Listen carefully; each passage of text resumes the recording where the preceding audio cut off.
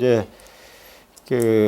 우리 역사를 어떻게 봐야 되는지 이제 그 관점 문제만 오늘 좀 이제 말씀을 이제 드리려고 하는데요. 그래서 앞으로 이렇게 해보니까 지난 강좌도 10강을 했는데 너무 짧고 막 이렇다 그래가지고 좀 이제 다음 학기부터는 봄 학기부터는 좀 심화 강좌로 좀 이제 깊이 좀 들어갈 생각을 하고 있습니다. 역사를 제가 공부해 보니까 제일 중요한 거는 역사에서 결국 관점이에요. 어떤 관점으로, 누구의 관점으로 바라보느냐라는 게 제일 중요한데, 그래서 지금 이제 제시하는 민족국가 개통론은 제가 만든 게 아니라 이 김교헌, 박은식, 유군 뭐 이런 사실은 다 유학자들이죠. 처음에는 그 유학자들이 만든 건데요. 이분들이 또 다 이제 독립운동가들이죠. 유학자고. 근데 이분들이 여기 이제 글씨 작아서 잘 안 보이실 텐데 제일 위에 단군이라고 해놓은 거고 그 다음에 배달이라고 하는 거예요.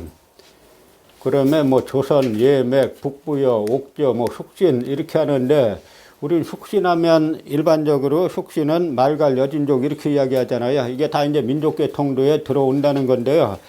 그래서 이 박은식 선생이나 이런 분들은 이 여러 계통이 나와가지고 결국은 둘로 크게 이제 통합되는데 하나는 이쪽 계통으로 쭉 와서 고조선에서 한, 진안, 뭐 신라, 고려, 조선으로 연결되는 게 큰 한 줄기고 또 한 줄기는 여러 이쪽 북부여, 동부여, 고구려로 발해, 여진, 금, 후금이 청이죠. 그러니까 이렇게 돼서 이분들은 사실 이 당시에도 이게 이국 같은 민족이지만 두 나라 체제가 있었다. 이게 조선이 한 나라고 청나라가 사실 한 나라로 보는 그런 이제 거대한 역사관을 이분들이 제기하시는 건데 이분들이 이 인식에 도달하는 계기가 있어요. 다 유학자들인데 근데 대한민국 말기에 나라가 망할 지경까지 갔지 않습니까? 그러니까 이분들이 이 나라가 도대체 왜 망했나 뿌리를 쭉 찾아보니까 이 유학의 사대주의 때문에 망했다. 여기에 이제 인식이 도달한 거예요. 그래서 유학의 사대주의를 걷어내고 보니까 우리가 오랑캐로 내몰았던 이제 뭐 숙신이라든지 뭐 이제 하는 그런 쪽들을 전부 다 이제 우리 민족 국가 개통도를 이제 포괄시키는 건데 사실은 여기에서 이분들이 하면서 사실은 몽골이나 이런 쪽을 이제 누락시킨 문제가 있어요. 몽골이나 사실 이제 선비족. 그러니까 선비족이 다 우리 같은 민족들인데, 네, 선비족이 있네. 선비, 거란, 요, 이렇게 해갖고 이렇게 했는데, 뭐냐면, 이 선비족의 역사가 단순히 거란, 요, 이렇게 가는 게 아니라, 선비족이 뭡니까? 선비족이 또 북위를 건설하잖아요. 낙양까지 다 점령하는 그 왕조인데 선비족 중에 여러 이제 선비족의 뭐 선비족 성씨 중에 탁발씨도 있고 뭐 여러 씨들이 있잖아요. 그러니까 중국의 기록 보면은 고구려 말하고 이 선비의 말이 같았다라는 그런 기록들이 있어요. 중국 기록에. 그러니까 같은 민족이라는 거죠. 그러니까 우리가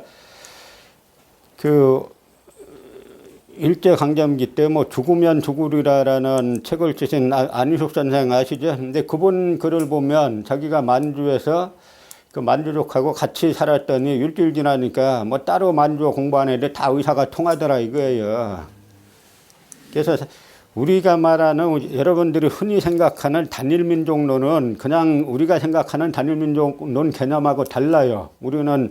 우리 뭐 순수혈통의 단일민족 이겠거니 그렇게 생각하시는데 그게 아니라 원래 중국에서 우리 바라볼 때 동이 내지는 동호 이렇게 바라보지 않습니까? 거기에서 이 동리에는 뭐 말갈 여기 뭐 말갈 숙진 거란 뭐 이제 여기 선비 이게 다 들어가는 건데 전부 다 오랑캐로 내몰고 우리는 중국과 같다. 그래서 이제 기자를 강조하기 시작하면서 이제 우리는 중국 하와족, 중국 한족과 같은 민족이다라고 하는 게 단일민족론이에요. 우리 단일민족이 아니라 우리는 중국하고 같은 민족이다라고 하는 허구의 이데올로기를 만들어갖고 믿기 시작한 게 사실 단일민족론의 이제 시작인 겁니다. 그래서 그런 이제 유학자들이 만든 단일민족론을 제거하고 그 벗어나서 역사를 바라보면 이제 중국하고 큰 문명에서 이제 크게 이제 두 개 차이가 나는데, 하나는 이게 이제 아직까지 뭐라고 이름 붙일지는 정확하지 않아요. 이제 항공대의 유시라 교수님이 이제 이 부분을 가장 많이 어쨌든 하신 분인데, 이제 그분이 이제 유화문명이라고 뭐 공부 많이 한 분 이름 붙였으니까 저도 이제 유화문명이라고 써놨는데, 사실 이제 이게 유화문명이 있고 여기 황하문명이 있잖아요. 근데 이거 우리가 홍산문화라고 부르는 건 이 거대한 유화문명 중에 이제 한 부분인 건데, 이 차이가 뭐냐면, 그거는 이제 윤래 교수님도 책에서 쭉 보면은 윤래 교수님 전체 주장이 뭐냐면, 우리는 이 중국의 황하문명하고는 전혀 다른 문명 체계가 여기 있다는 거예요. 결국 이제 그분이 뭐 고조선 연구가 됐든 뭐 열국사가 됐든 뭐가 됐든 큰 틀을 이제 윤래 교수님 주장을 한마디로 하면, 어쨌든 여기 거대한 또 다른 이제 문명, 황하문명과는 다른 문명 체계가 있다라는 것이 이제 그분의 이제 주장이신 건데, 그런데 이 유화문명이라는 거는 우리가 보면 유화문명 중에 하나가 이제 이 홍산문화의 우화량인데요. 조금 이따 이야기하고, 유화문명이란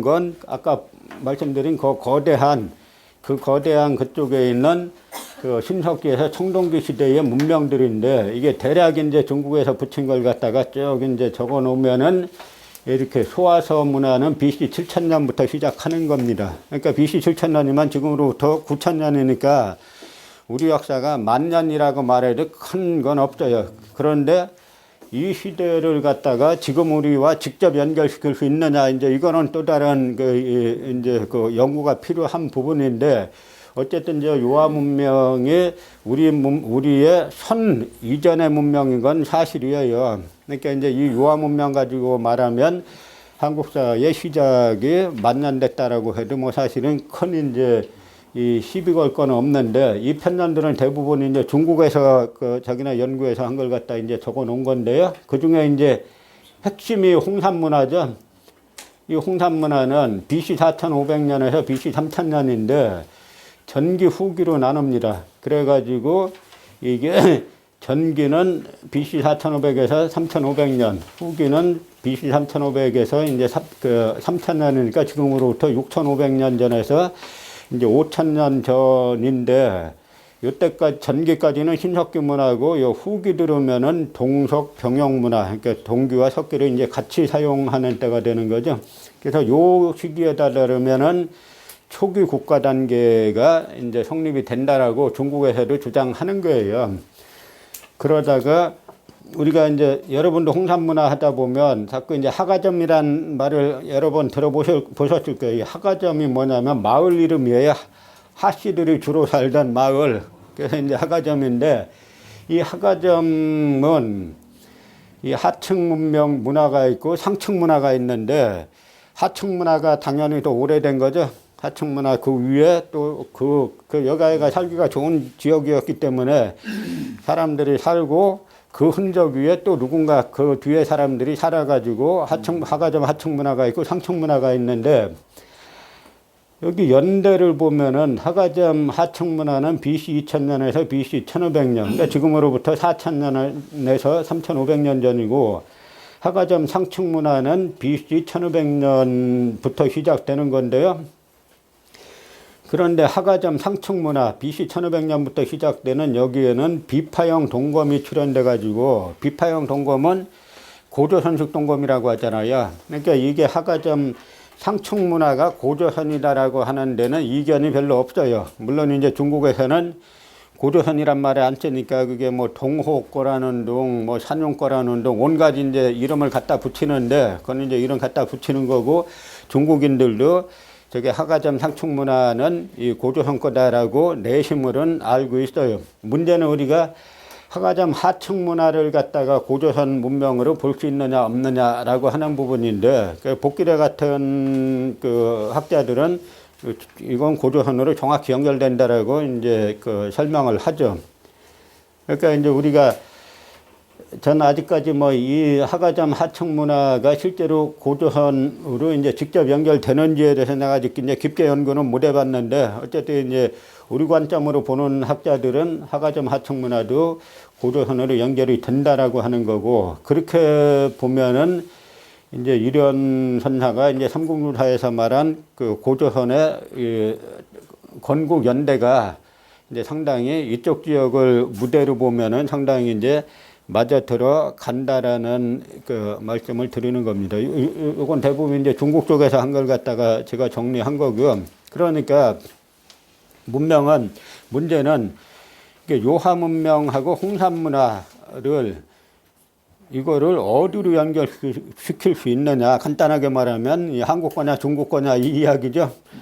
그러니까 처음에는 중국에서 이게 발굴되니까 상당히 당황했어요. 자기들 다 알아요. 공부해보면 이게 자기네하고는 다른 동이족 문명이다라는 걸 알면서 상당히 당황했어요. 그래서 초기에는 1987년만 하더라도 이 이민 같은 사람은 다 중국 학자죠. 그래서 홍산문화, 우화령, 동산추적은 동북지역 선주민인 조이의 문화유적이라고 주장을 했습니다. 이 논문에서. 그러니까 조이는 우리 선조들이 뭐 구이, 이를 갖다가 나눠서 구이라고 하기도 하고 여러 이름 붙이는데, 그 중에 이제 우리는 동이만 우리가 아니고 동이는 좀 포괄적으로 부르는 거고, 그 이에 여러 이제 이 분류가 있는데, 그래서 이것도 동이족의 문화유적이라고 주장하다가 이제 쫓겨났죠. 쫓겨나고, 그 다음에는 홍산문화 주도 세력은 이제 전욱 쪽이라고 주장하는데, 전욱은 이제 중국에서 이 누르 황자 씨는 이제 황제의 손자예요.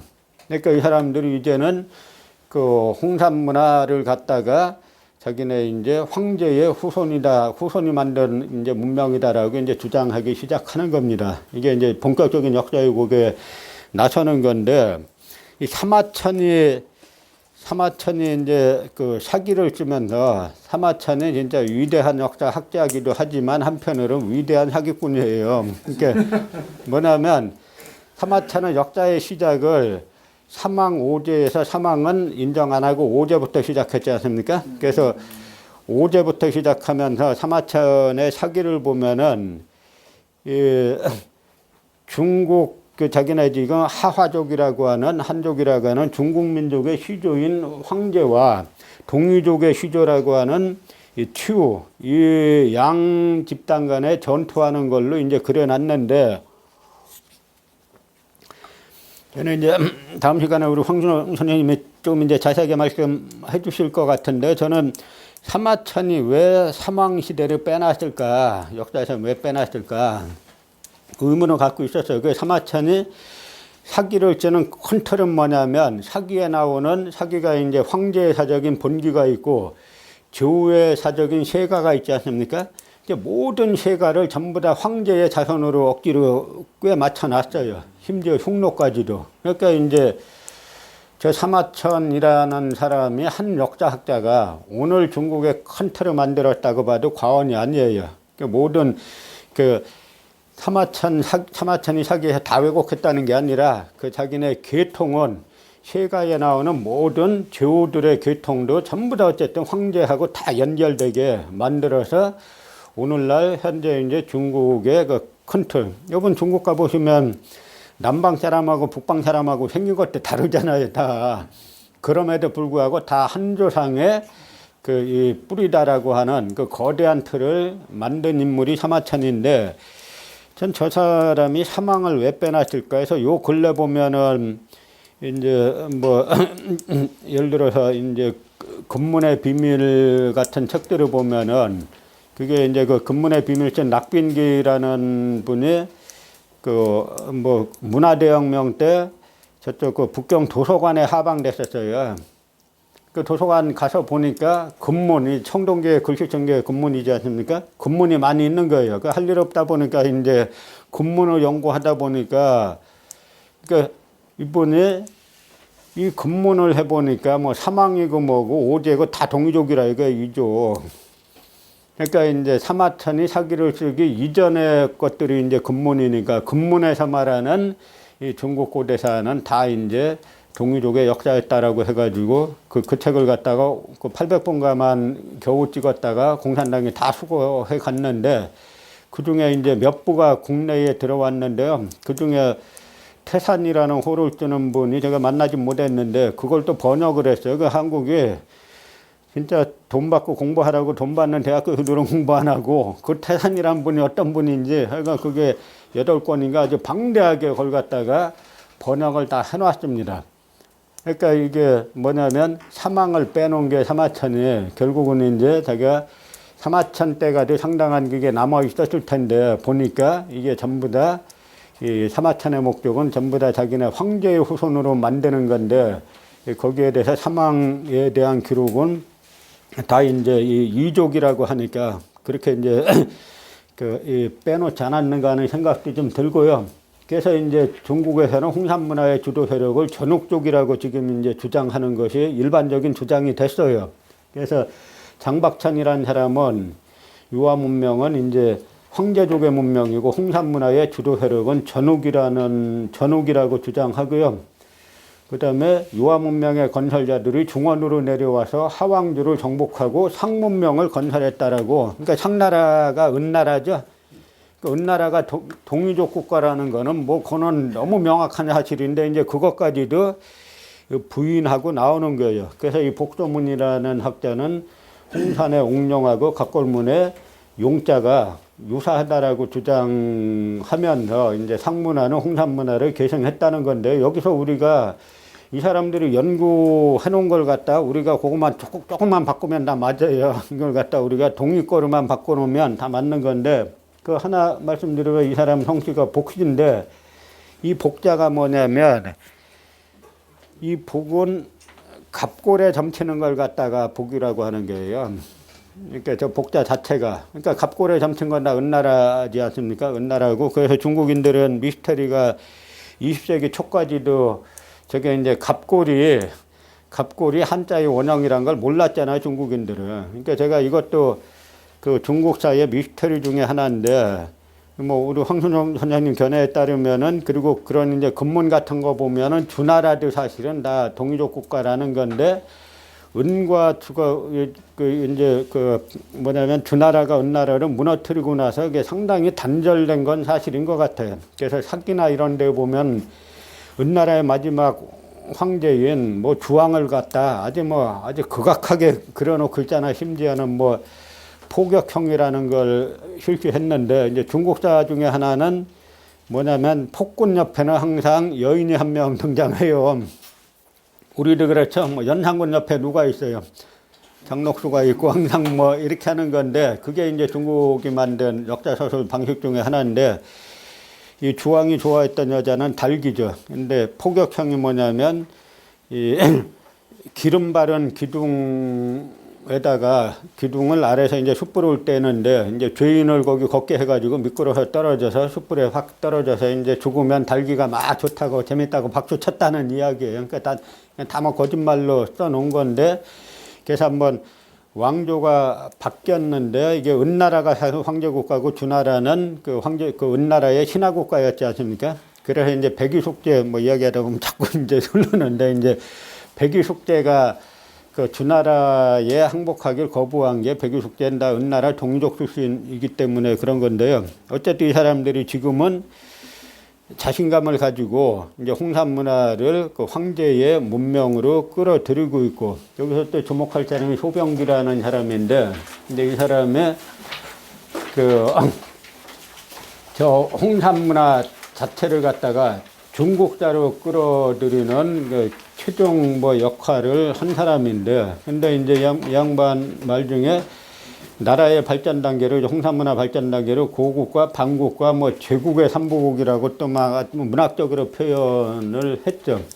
그래서 이제 우리가 이쪽에 이제 우하량 유적지에 가보면은 이게 이제 홍산문화 우하량 유적지인데 여기에 이제 제단이 있고 신전이 있고 무덤이 있어서 흔히 단묘총이 있으면은 이제 완벽한 하나의 이 신앙 체계고 고려국가 체제가 존재한다라고 하는 건데요.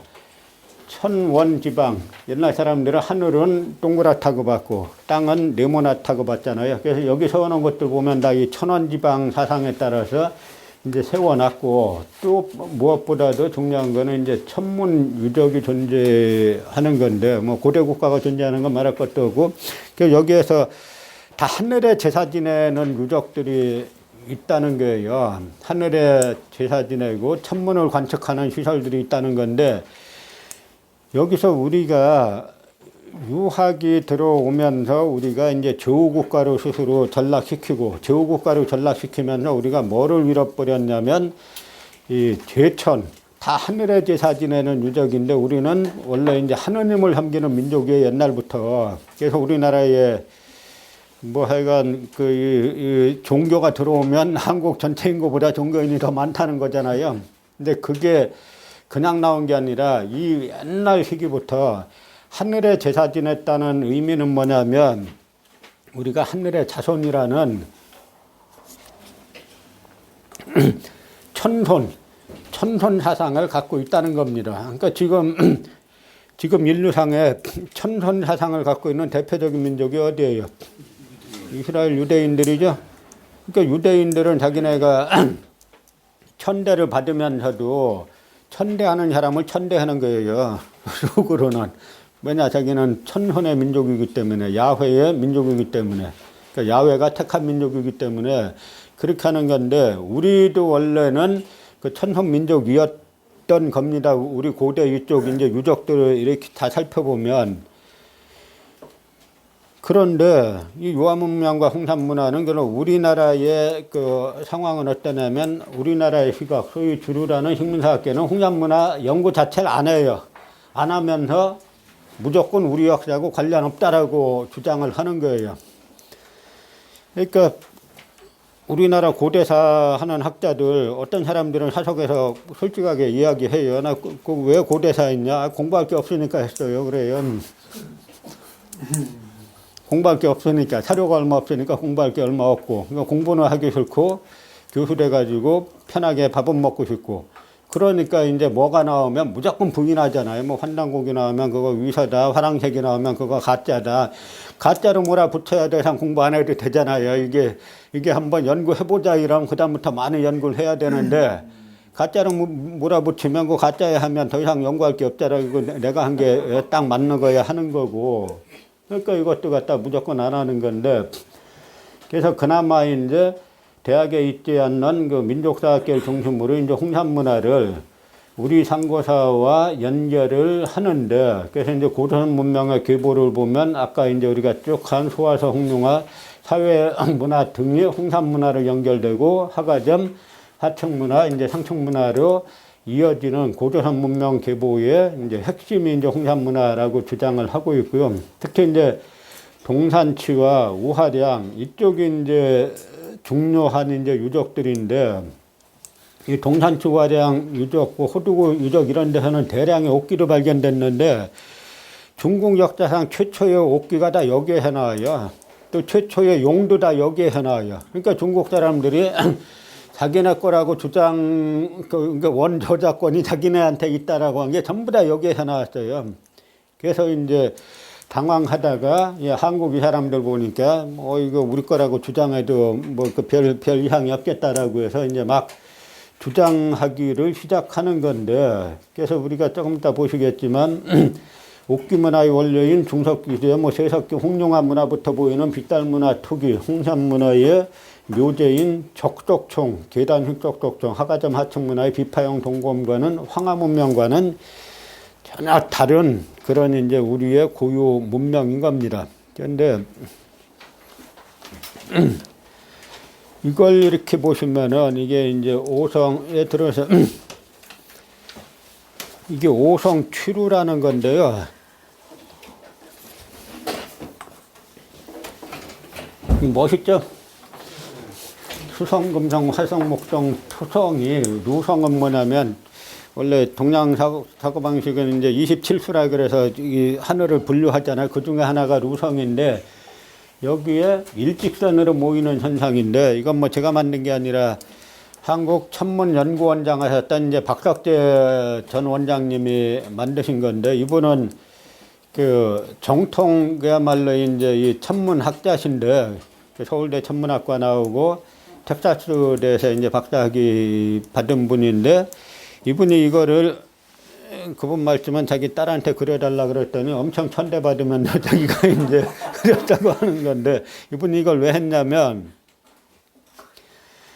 환단고기 내에 단군 세계에 보면 무신 50년 오성치루 이런 기록이 딱 있어요. 이게 서기전 1733년에 5개 성이 여기 루성, 아까 루성이라 그랬죠. 루성에 모였다라는 기록이 딱 있어가지고, 그러니까 지금으로부터 그 3700년 전쯤에 5개 별이 루성에 모였다라는 기록이 있어가지고, 그분 말씀이 천문현상은 뭐 몇만 년 뒤에도 다 맞출 수 있다는 거예요. 지금 천문 프로그램을 돌리면은 다 할 수 있는데, 그래서 자기가 그 프로그램을 가지고 돌려봤더니 이 5개 별이 루성에 모인 현상이 서기전 1734년에 있었다는 거예요. 이 당시 뭐 음력 양력이 있고 하기 때문에 이거는 완전히 이거는 사실의 기록이다 라고 해서 이분이 엄청 자기도 그걸 해보면서 엄청 자기도 이제 놀라가지고 다시 보게 됐다 하는 건데요. 그러니까 이제 환단고기가 뭐 위서가 아니냐, 이 부분은 아직도 연구를 해 봐야 됩니다. 이거는 어떤 환단고기를 갖고 제가 그런 이야기예요. 환단고기를 갖다 위서라고 논문 쓰라 그러면 100편 쓸 수 있고, 위서가 아니라고 논문 쓰라 그러면 1000편 쓸 수 있어요. 그런 책이에요, 그게. 그러니까 그걸 갖다가 뭐 딱 지금 이사다 아니다 결론 내리지 말고, 이 기록은 그냥 들어갈 수는 없는 기록이잖아요. 그리고 여기에서 우리가 또 생각할 게 뭐냐면, 조선의 세조가 서적 수합령이란 걸 내리잖아요. 이러이러한 책들은 민간인이 갖고 있기에 적절하지 않으니까 관에 바쳐라. 이제 안 바쳤다가 잡히면은 들키면 어떡한다 그랬어요. 목을 베겠다 그랬어요. 엄청 센 거죠. 그런데 그 바치라고 하는 책이 크게 두 종류인데, 하나는 우리 상고사에 관한 책. 예를 들어서 뭐 삼성기 하면은 뭡니까? 그 환인, 환웅, 단군의 삼성이라 그러죠. 그런 책들, 단군에 관한 이야기. 또 하나가 천문에 관한 이야기예요.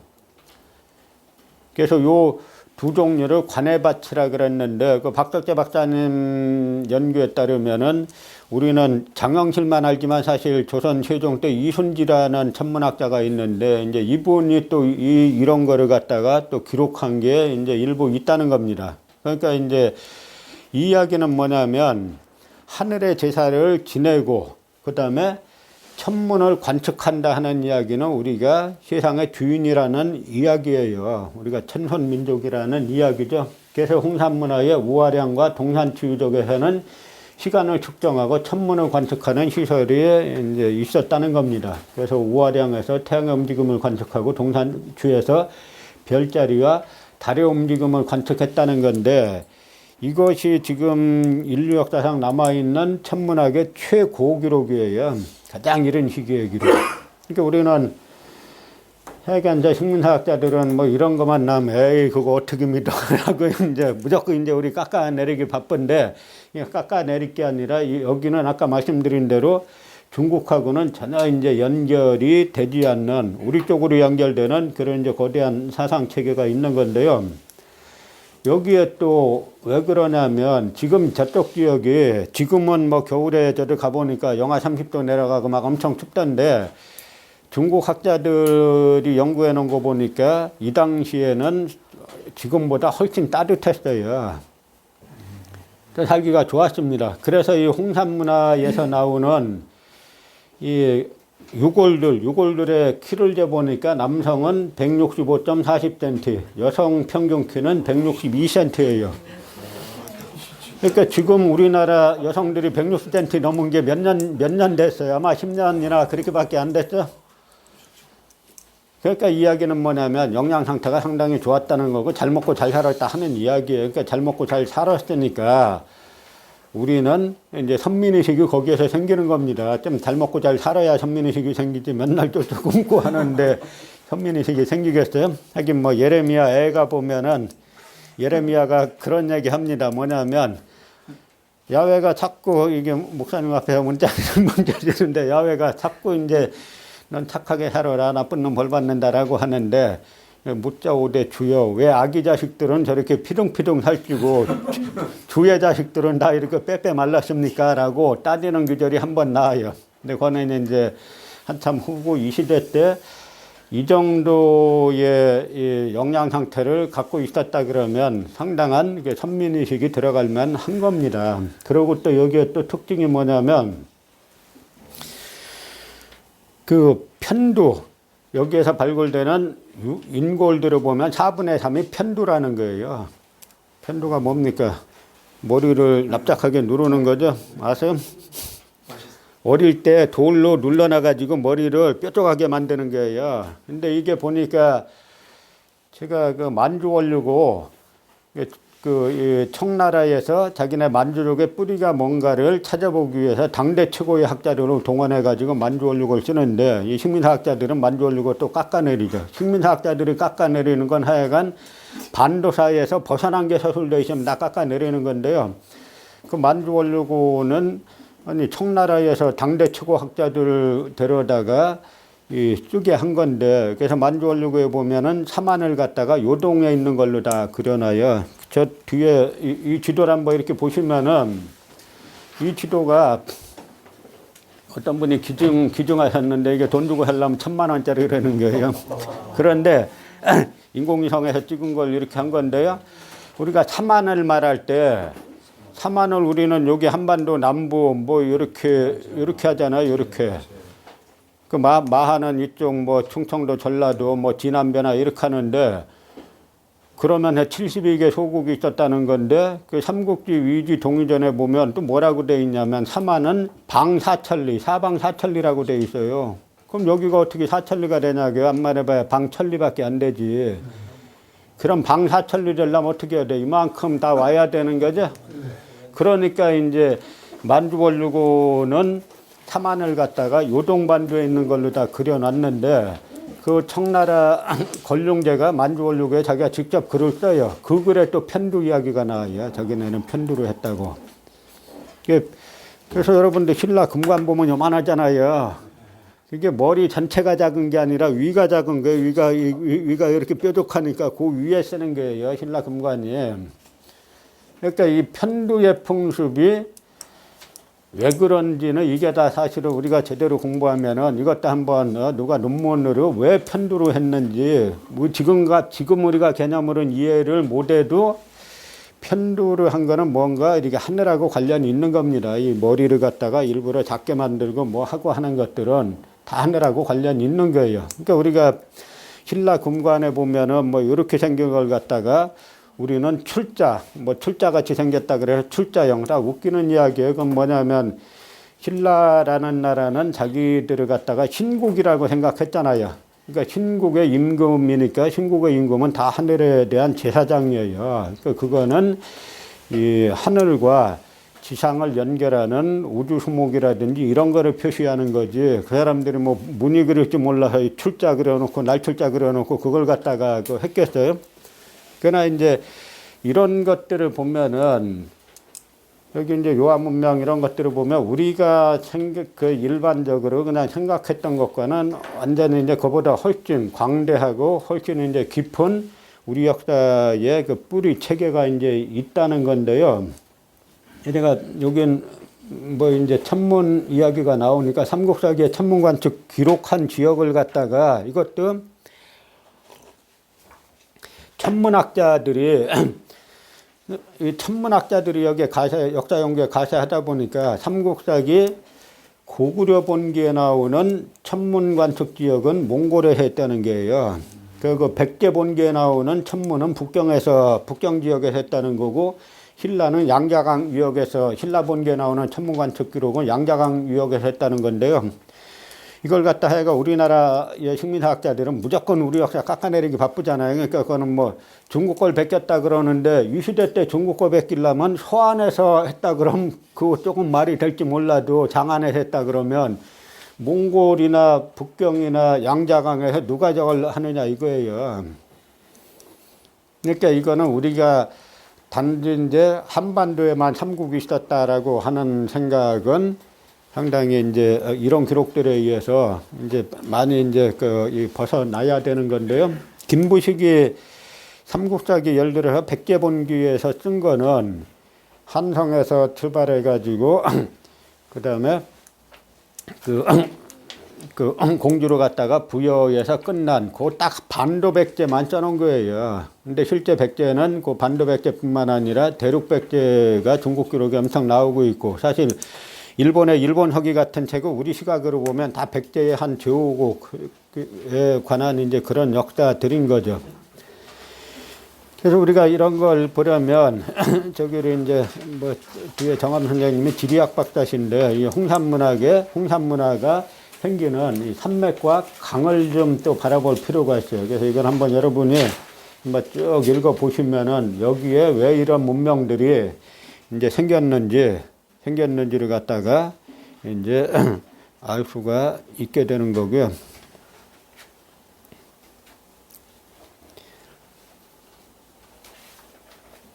그래서 마지막에 이제 한 말씀만 드리면 이제 폐수라는 강이 대단히 중요하잖아요. 그래서 요즘은 이렇게 보니까 여기저기에 고수분들이 많이, 공부한분들이 많이 숨어 있어요. 저희 쪽에 가끔 찾아오시는데 어떤 또 필리핀에서 공부하시는 분들인데 또 한국 고대사 공부를 상당히 많이 하셨더라고요. 그래서 제가 뭘 써왔길래 뭐 이 상태로는 출판하기 힘드니까 예를 들어서 고조선의 산맥과 강 이런 걸로 한번 해보시라고. 그럼 이제 고조선의 강 중에 폐수가 아주 중요하잖아요. 그러니까 폐수에서 보면은 폐수라는 강이 폐수는 동쪽으로 흘러 바다로 들어간다. 그래서 동이 무회 이렇게 나와 있죠.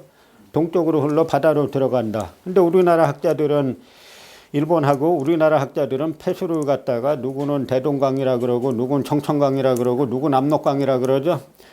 그러면 이 대동강, 청천강, 압록강에 동쪽으로 흘러 바다로 들어가요? 서쪽으로 흘러 들어가요? 서쪽으로 흘러 바다로 들어가죠? 이 문제 어떻게 해결하는 줄 아세요? 간단해요. 이거는 서자를 잘못 썼다 이러는 거예요. 이게 농담이 아니라 실제 그렇게 논문들 써요. 이거 서자를 서로 흘러 바다로 들어가는 건데 이 서자를 동자를 잘못 쓴 거다. 그러니까 공부하기 너무 쉽죠. 학생이 채점하는 거예요. 시험 보고 요건 문제가 틀렸음. 요건 요게 맞좀 하고.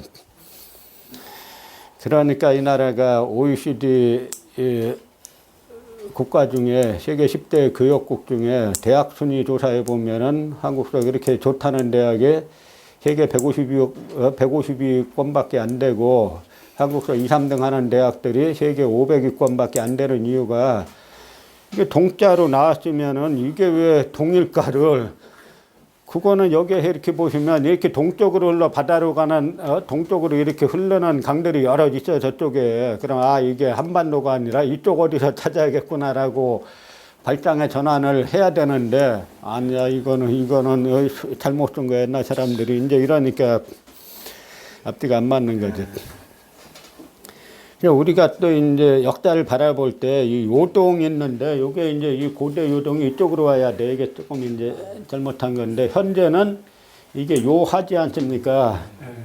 이 요하를 기준으로 이쪽을 요동, 요서라고 하는 건데 이거는 요나라가 들어선 그 10세기 이후에 이제 생긴 이유고 고대의 요동은 이 지역들이에요. 이 지역이나 이 지역까지. 그러니까 우리가 이제 사기 이제 주석까지 번역하는 걸 뭐 올해까지 5년, 작년까지 5년째 했는데 사기 주석을 보면 여기저기서 그런 게 튀어나와요. 예를 들어서 서초패왕 항우가 그 다음에 이제 천하를 유방하고 나누면서 항우가 자기를 도와 싸웠던 제후들을 갖다가 각지의 그 제후 왕으로 봉하는데 요동 왕으로 봉한 사람이 있어요. 그러니까 요동 왕으로 봉해갖고 요동으로 간 지역을 찾아보면 지금의 천진이에요. 근데 이게 지금 사기 주석도 보면은 대만에서 나온 주석을 보면 대만 사람들은 대만 학자들은 안 속여요. 왜냐면 이제 자기는 대만으로 쫓겨갔는데 뭐 그거 다시 사기 갔다가 거기 이제 막 그 조작하고 그럴 이유가 없잖아요. 그러니까 대만 쪽의 주석을 보면 거기는 이제 지금의 천진으로 나옵니다. 그러니까 그 이야기는 뭐냐면 요동왕이 간 곳이 천진이면은 이 지역이 옛날에 요동이었다라고 하는 이야기가 되는 거죠. 근데 이게 지금 우리가 요동이 왜 이렇게 헷갈리게 되냐면 당나라가 고구려를 무너뜨리고 난 다음에 이쪽 지역에 우리가 고구려 맨날 국사책도 보면은 광교토대왕 뭐 해놓고 나서는 항상 여기 못 넘어가는 걸로 해놓죠. 또 전부 다 웃기는 이야기들인데 당서나 수서의 배구전을 보면은 고구려는 옛날 고죽국자리입니다라고 말하고 있어요. 고죽국자리가 이 중국에서 지금 보는 고죽국자리는 이쪽이에요. 그러니까 우리가 그 수나라나 당나라가 고구려 정벌군을 출범시키는 데가 어디냐면 탑군이란 곳이죠. 탑군이 지금 북경 근처예요. 그럼 우리가 예를 들어서 남북이 전쟁한다고 치면 저 휴전선 부근에 숨어 있다 딱 공격하는 거지. 저 부산에서 야 우리 북한 쳐들어간다고 부산에서 이게 출발한다는 게 말이 안 되잖아요. 그러니까 이게 우리가 모든 지금 한국 고대사의 역사 지리 체계가 다 잘못되어 있어요. 아까 뭐 고려사 보여드린 거는 그 중에 가장 이제 적나라한 예를 보여드린 거죠. 갈석단 이 부분은 나중에 이제 황 선생님이 하시도록 하고, 이것도 한번 볼까요?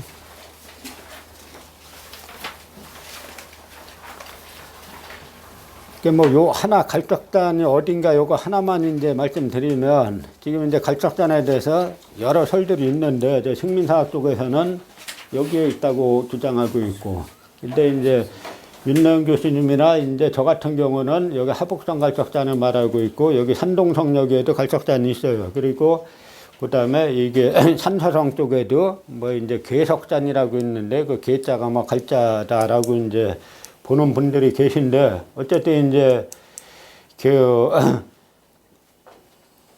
이쪽은 말이 안 되는 이야기고, 그러니까 이제 우리가 중국인들의 지리 개념을 볼 때 또 뭘 봐야 되냐면 중국인들의 오악이란 게 있어요. 5개 산. 그러니까 자기네 사방, 남악, 동악 뭐 이런 게 있는데, 그럼 중국인들이 바라보는 동악이 어디냐면 동쪽악이 여기 있는 산동반 내태산이에요.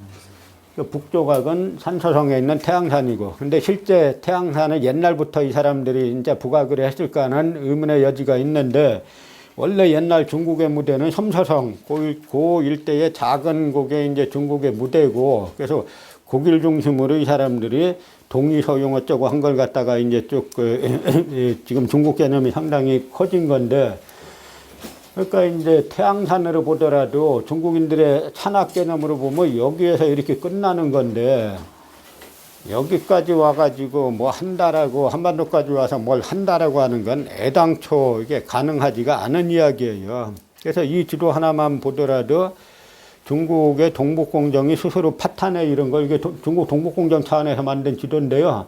이 지도 하나만 보더라도 그 중국 이 동북공정이 파탄에 이르렀다는 걸 말해 주는 건데, 여기 보세요. 사기 하봉기의 태강지리지에서 낙랑군 수성현에는 갈석단이 있으며 만리장성이 시작되는 지점이다 이렇게 말했는데, 그러니까 태강지리지에서 말하기가 유명한 구절이죠. 얼마 전에 저희 연구소에 한 중학생이 찾아왔는데 그 중학생도 이 구절을 알고 있더라고요. 근데 대학 교수들이 몰라요, 한국은.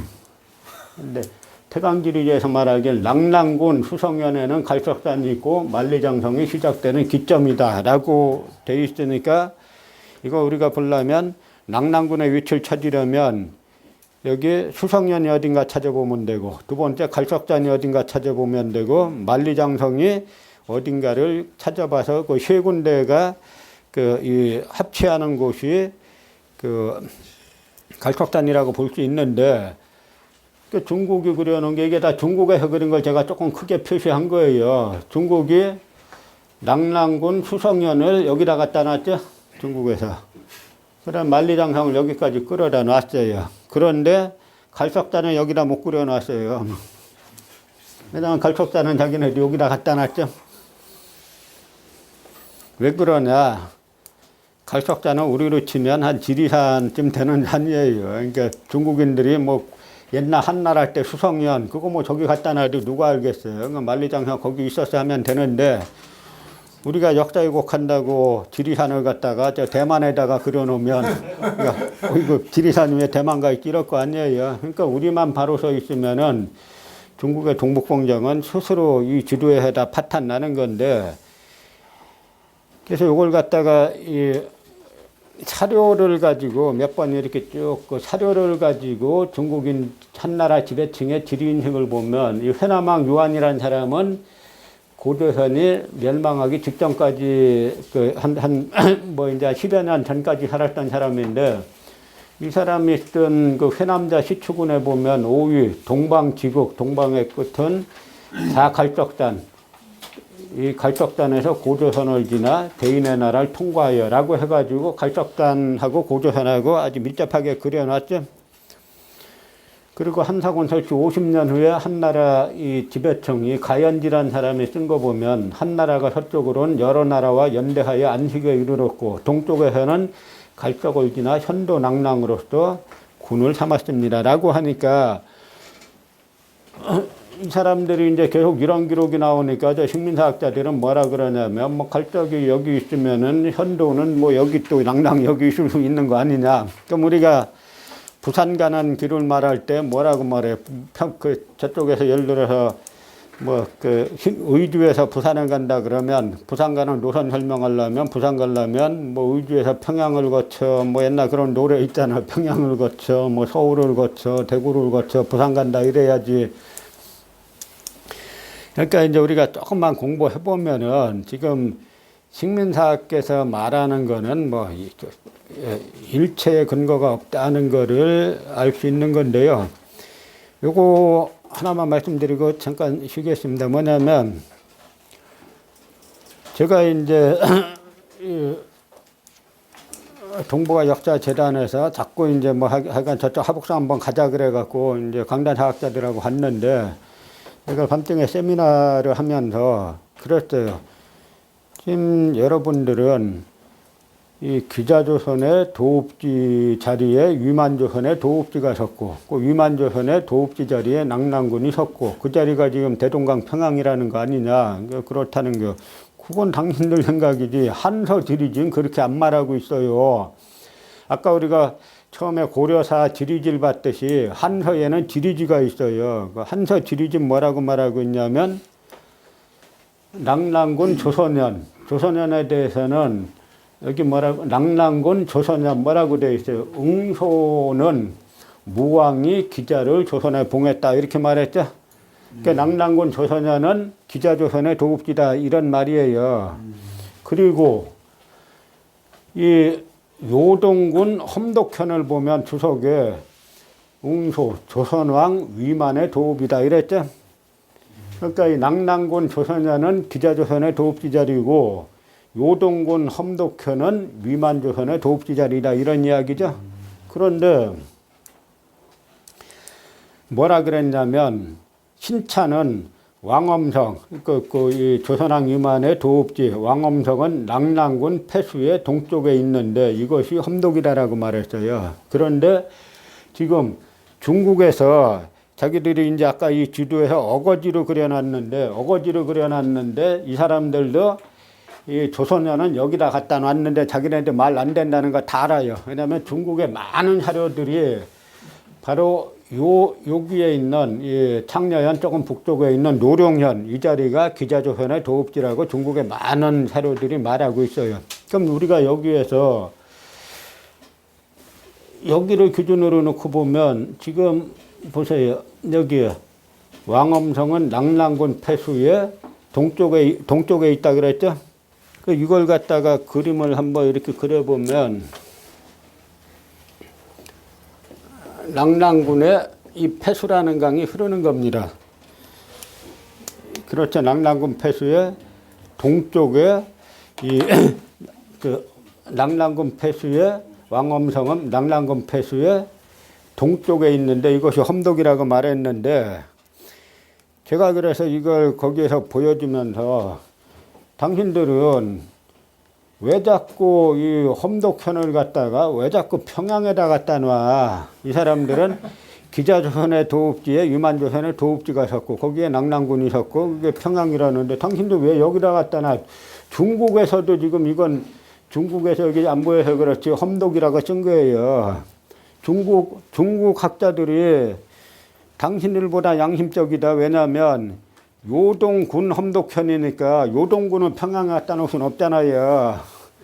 요동군 평양에 갖다 놓으면 이성계와 최영과 뭐 정도전은 다 미친 사람 되는 거죠. 요동 정벌 하겠다고 왜 위쪽으로 올라가냐고요. 평양이 요동인데.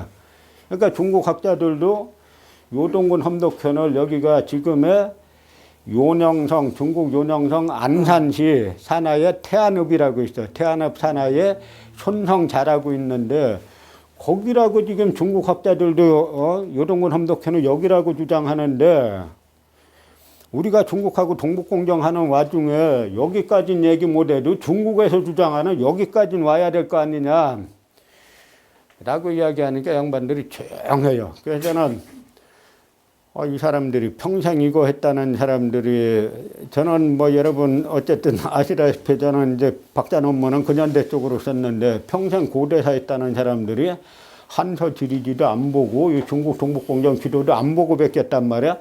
47억짜리 지도 만들 때 다 이거 갖다 베낀 건데 베끼면서 정작 여기에 이렇게 제가 그린 게 아니라 요동군 험독현 중국에서 그린 거예요. 중국에서도 요동군 험독현을 여기 요하 근처로 그려놓으면 우리도 여기까지 가야 될 거 아니냐. 여기까지 못 오더라도 이것이 그러니까 우리나라의 지금 현재 소위 주류라고 말하는 강단사학계의 현실이에요. 잠깐 뭐 5분만 쉬었다가 8시에 다시 하겠습니다.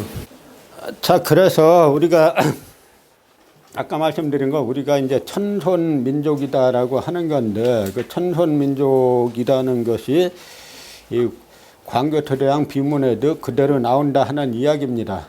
그러니까 광교토대왕 비문은 앞부분은 시조 추모왕 이야기부터 나오잖아요. 그러니까 시조 추모왕 이야기를 보면 옛날 시조 추모왕께서 창업하신 터전이다. 추모왕께서는 북부에서 나오셨으며 천재의 아들이시고 어머니는 하백의 따님이시다 라고 해가지고 천재가 하나님이죠.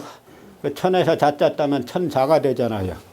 그리고 어머니는 하백의 따님이시다. 하백은 물의 신이죠. 황하의 신이 아니라 물의 신이에요. 그러니까 고구려 사람들이 바라보는 자기네 시조는 뭡니까? 아버지는 하나님이고 또 그 다음에 그 외할아버지는 물의 신이죠. 그러니까 북부에서 나와가지고 나라 세우려고 나오는데 엄니대수라는 거대한 강이 가로막고 있으니까 뭐라 그래. 나는 황천의 아들이고 어머니는 하백의 따님이신 추모왕이다. 명령문이에요. 원문은 위야 나를 위해서 갈대를 연결하고 거북은 떠올라라라고 자연물에 명령을 합니다. 그러니까 자연물에 명령할 수 있는 자격이 어디서 나오냐면 아버지가 누구예요? 하나님이고 또 누구의 외손자예요? 물의 신의 외손자죠.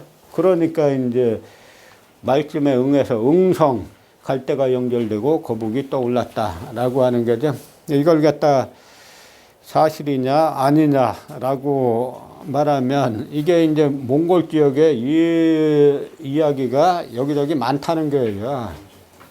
그러니까 이제 이걸 갖다가 제가 이번 이제 서울신문 그 칼럼에도 썼지만 유규보가 동명왕 편을 쓰면서 처음에 이런 얘기 보니까 이게 귀나 환, 이 도깨비나 헛개비 얘기로 들었는데 세 번을 반복해서 보니까 귀나 환이 아니라 성과 신의 이야기였다. 그 성스러운 이야기고 신의 이야기였다라고 하면서 이제 동명왕 편을 쓰는 거죠. 그러니까 이제 누구의 시각으로 유규보도 처음에는 이걸 갖다가 유학자니까 공자 제자의 유학자의 시각으로 바라보니까 헛개비나 도깨비의 이야기로 들렸다가 세 번을 반복해서 보니까 고구려인의 시각을 가지게 된 거예요. 그러니까 이게 귀와 환, 헛개비와 도깨비 이야기가 아니라 성스러운 이야기고 신의 이야기였다라는 걸로 받아들여서 동명왕편을 쓰는 거죠. 그러니까 지금 우리에게 필요한 역사의 관점이 바로 유규보가 인식 전환했던 그 인식으로 전환돼야 될 때라 하는 그런 이야기입니다. 그런데 그런 인식으로 전환되기는커녕 지금 이제 임날본부가 대거 한국학교에 들어와가지고 대거 다 먹었어요. 그건 뭐냐면 우리가 한사군 한반도설에 추중하는 동안에 일본 고급파들이 돈을 엄청 뿌렸어요, 한국 학계에. 그래서 일본 가서 그 일본 고급파 장학금 중에도 장학금 다 대주고 그 등록 그 생활비까지 대주는 장학금들이 있어요. 그거 받아갖고 온 사람들이 국내 들어와가지고 이제 임날본부설을 대거 이제 퍼뜨린 건데, 그러니까 임나에 관한 학설은 크게 보면 두 가지가 있어요. 하나는 한반도 남부설이 있죠. 이제 한반도 남부설은 일본 구급파하고 식민사학자들 설이고, 또 하나는 이제 일본 열도설이 있어요. 근데 일본 열도설은 이제 이 북한 학계 전체하고 이제 남한 학계의 이제 민족주의 사학자들 이야기인데, 이게 나중에 이제 마지막 시간 때 좀 더 이제 자세히 말씀드리겠습니다만, 이것이 이 일본 열도설이 나오는 계기가 있죠. 뭐냐면 일본 서기를 보면은 일본 서기에 고구려 백제 신라 뭐 가라 임나 이게 많이 나오는데, 이건 도저히 삼국사기 삼국유사에 나오는 나라들로 보기가 곤란한 구절들이 많이 있어요. 때로는 이제 이 일본 서기는 처음부터 속이려고 맘먹고 쓴 책이에요. 그래서 연대부터가 안 맞죠. 일본의 역사라는 거는 빨라야 AD 3세기 말에 시작하는 건데, 이걸 BC 660년에 시작하는 걸로 한 1000년 끌어올리다 보니까 연대가 안 맞아요. 여러분이 예를 들어서 아버님의 일대기로 쓴다 그러면서 아버님의 나이를 원 나이보다 100세 끌어올려서 한번 쓴다고 생각해 보세요. 그게 가능하겠나? 그럼 조선시대 때 태어난 걸로 일단 그려놔야 되죠. 그러니까 이게 1000년을 끌어올리다 보니까 일단 연대가 안 맞아요. 그러니까 그걸 맞추기 위해서 뭐 주갑제라서 뭐 240년 끌어올리고 120년 끌어올리고 온갖 방법을 다 동원하는데, 그러니까 일본 서기란 책은 100명이 연구하면 학설이 100개 나오는 책이에요. 할 말이 없어요. 난 그렇게 본다 그러면 일본 서기 기준이 없어요. 그런데 일본 서기에 보면 예를 들어서 뭐 이 신라에 닭이 울면은 100대 사람이 어느 집 닭이 우는지 안다는 게 닭이나 개가 우는지. 그럼 여러분들 저 경상도 닭이 울면은 전라도나 충청도 사람이 어느 집 개나 닭이 우는지 알겠어요? 그리고 일본 서기는 보면은 하여간 조공의 한이 맺힌 책인데, 그러니까 조공 이야기가 하여간 끊임없이 나와요. 조공 바쳤다 하는데, 어떤 웅략기에 보면은 무슨 얘기가 있냐면, 이 웅략이 즉위하고 8년 동안 신라에서 조공을 안 바쳤어요. 그래서 이제 야마도 우에가 그 정벌할 것 같으니까 고구려 왕에게 이 도움을 요청합니다. 군사를 보내서 우리를 좀 보호해달라. 그러니까 고구려 왕이 예수하고 군사를 보냈는데 그 숫자가 몇 명이냐면 100명 보냈어요. 그러니까 100명 보내가지고 지킬 수 있는 신라면은 그게 뭐냐. 그래서 이제 북한의 김석형이라는 학자가 깊이 연구한 결과 일본 서기에 나오는 고구려 백제 신라 가야 임나 이런 것들은 한반도에 있던 본국들이 일본 열도에 진출해서 세운 소국이다, 분국이다라고 하는 삼한삼국의 일본 열도 분국설, 이거를 갖다 1963년에 발표를 했는데, 이게 이제 이진희 교수라고 광교토대왕 비문 변조설 주장했던 일본 학자 있잖아요. 이분은 원래 조총련계 열이었다가 나중에 이제 막 조총련이 너무 김일성 우상화를 가면서 이제 나중에 탈퇴는 합니다만 상당히 이제 진보 쪽의 학자인데, 이분이 이제 1964년에 김석형의 논문을 일본에 소개했어요. 일본에서 엄청 쇼크가 센세이션이 일어났어요. 자기들이 봐도 일본 서기는 도저히 말이 안 되거든.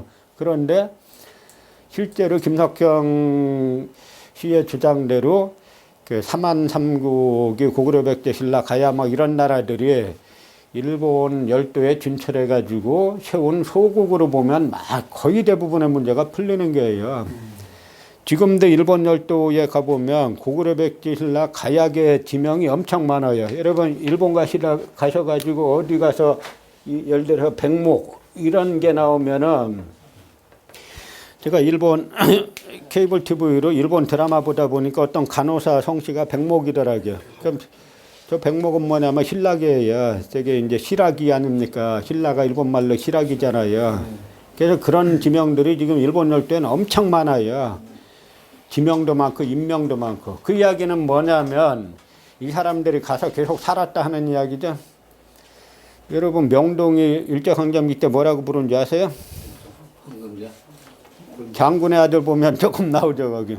혼맛지라고 불렀잖아. 혼맛지 본정. 근데 지금 명동 가서 누구 붙잡고 물어보면 아는 사람 누가 있겠어요. 역사 연구 그쪽 하는 사람이나 조금 알지. 그건 뭐냐면 40여 년 지배하고 쫓겨났잖아요. 그러니까 없는 건데 저 지명이 일본 열도에 아주 지금도 뒤덮고 있어요. 그 총독부에서 다 조사했어요. 저 사람들이.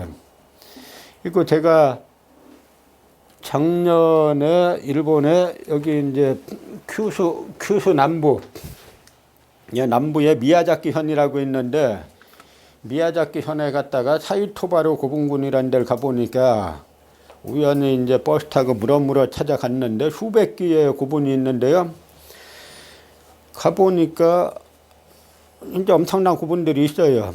그래서 그 일본은 중국하고 좀 달리 중국은 사상 학문 통제가 심한데 일본은 어쨌든 통제는 지역에서 나오는 책 통제는 못해요. 이게 뭐 이 허가제가 아니기 때문에 지역에서 나온 책을 해보니까 거기가 황조 자기네 천황가의 발장지다 그렇게 써놨어요. 그러면 AD 3세기부터 시작된다.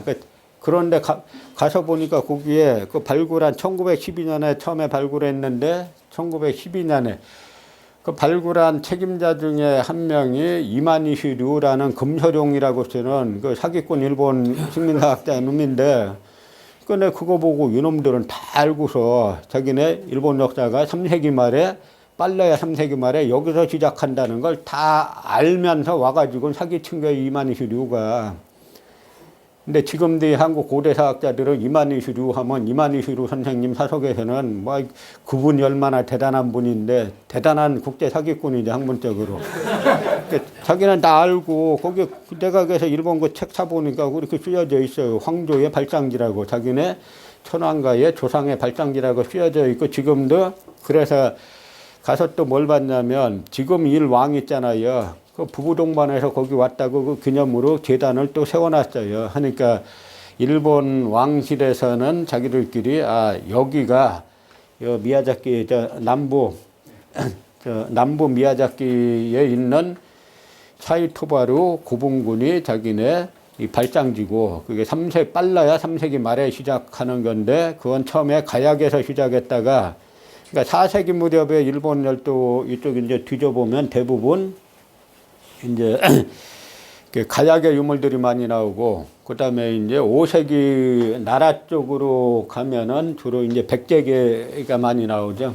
그러니까 일본 서기에도 보면은 저희가 일본 한번 저희가 답사 갔을 때 거기 백제천 가보고 백제사 가봤잖아요. 그래서 궁을 지면은 백제궁, 임금이 죽으면 시신을 갖다가 백제빈, 조를 지면은 백제사, 그 옆에 흐르는 강은 백제천. 그러니까 이거는 그냥 뭐 다 백제의 하나의 주국인 거예요. 근데 이걸 갖다가 거꾸로 이제 임나일본부설이라는 걸 조작해가지고 거꾸로 이제 한반도 남부에 임나가 있었다라고 주장하다가 사실은 1990년대, 80년대, 90년대 이 사이에 일본 학자들이 이 가야 지역의 출토 유물하고 이 지역의 출토 유물을 일본 학자들이 조사했어요. 자기네가 조사하니까 이쪽 지역에서 나오는 가야계 유물이 이쪽 지역에서 나오는 일본계 유물보다 이쪽에서 발견되는 게 10배 이상 많아요.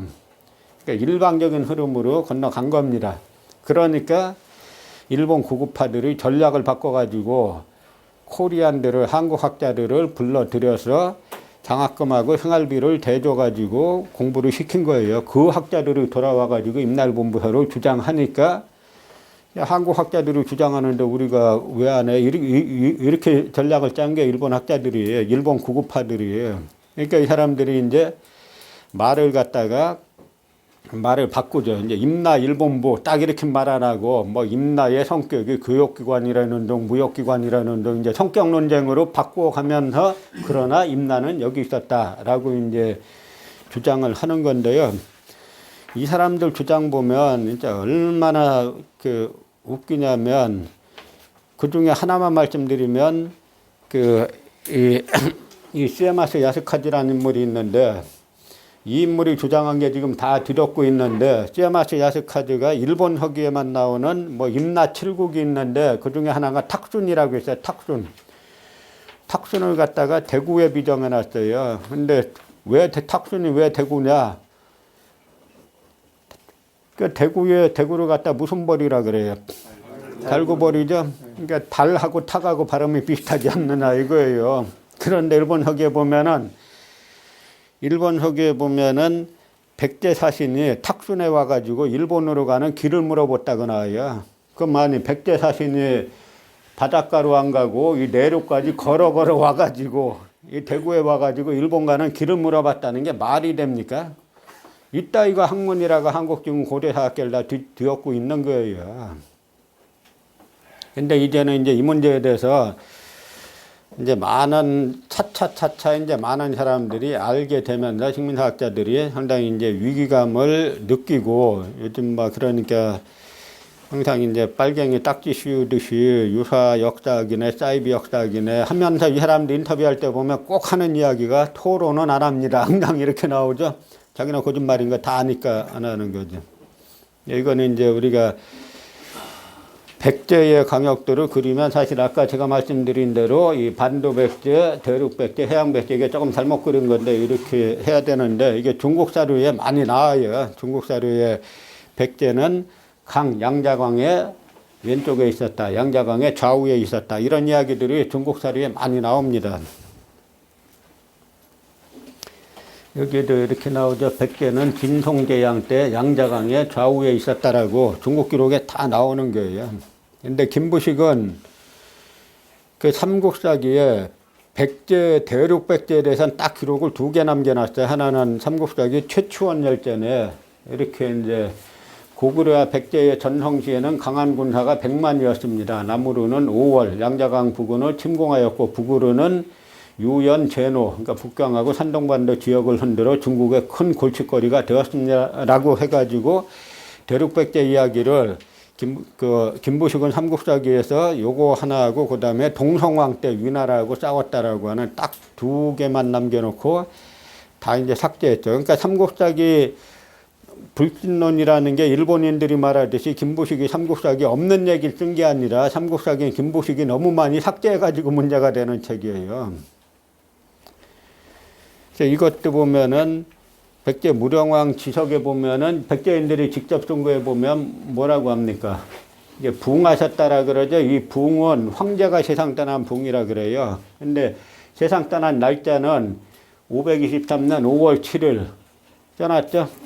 근데 김부식은 삼국사기에서 뭐라고 했냐면 여름 5월에 왕이 흥하셨다. 흥은 제후가 세상 떠난 걸 흥이라 그래요. 그러니까 황제의 사적을 김부식이 본기에 넣긴 넣었지만 사실상 제후의 사적으로 끌어내려가지고 했는데 그러나 날짜는 백제 무령왕 523년 5월 달까지 똑같죠. 그러니까 이제 삼국사기는 날짜는 안 쓰고 달로 끊는 역사서기 때문에 달까지 써놨는데 이거는 이제 삼국사기가 대단히 내용 자체는 대단히 이제 정확한 역사서인데 황제의 사적을 이제 제후의 사적으로 깎아 내린 게 이제 문제라는 거죠. 이것도 보면 이제 동성왕이 중국 남대세에 나오는 건데 여기 보면은 이게 이제 중국식으로 중국 사람들이 약간 이제 변조를 조금 한 건데 여기 뭐냐면 백제 동성왕이 중국에 보내는 말하자면 국서인데 여기 면중왕 도안왕으로 삼았고 그러니까 이게 뭐냐면 면중왕을 이렇게 했으니까 도안왕으로 삼았고라는 건 뭐냐면 당시 백제 관제에 백제왕은 황제고 여러 제후 왕들이 있다 하는 이야기죠. 그 왕의 서열이 있다 하는 이야기예요. 이런 기록들이 중국 기록에 여기도 그 매라왕으로 삼고 벽중왕으로 삼고 해가지고 백제 동성왕이 자기 부하들을 왕으로 봉한 기록들이 중국 기록에 다 있는 거예요. 그러니까 우리가 이 기록이 무령왕 1970년에 발견된 백제의 이 무령왕 지속에서 붕이라고 쓴 것이 그냥 이제 이 실질과 내용이 일치하지 않는 게 아니라 백제는 실제로 이 황제 국가였다라는 걸 말해 주는 겁니다.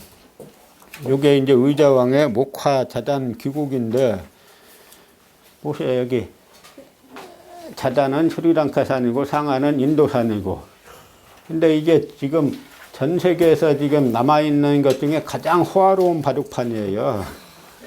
이 그림 하나 이런 걸 다 보세요. 이게 이제 백제의 미술이 의자왕이 보냈다는 건데 이 백제의 공예나 미술 수준이 얼마나 뛰어난가를 알 수 있죠. 이게 이제 일본인 요 옆에 있는 그림이 요거예요. 이거 판 이건데 이거 보면 고구려 무용총벽화하고 뭐 큰 거 없이 이게 대단히 아름답게 돼 있죠. 그래서 요게 뭐냐면 요게 바둑돌 놓는 겁니다. 여기에 요게 스프링 이런 장치를 해가지고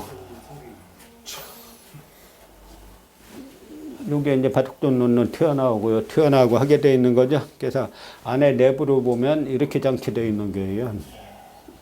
그러니까 이게 백제라는 나라가 대단히 이제 그 예술이나 문화 수준이 대단히 이제 높았다라는 거를 여기에서도 이제 알 수 있는 거고요. 아까 고려 북방 경제 요거는 말씀드렸고, 그래서 이제 하나 말씀드리면 이 지도들은 뭐냐면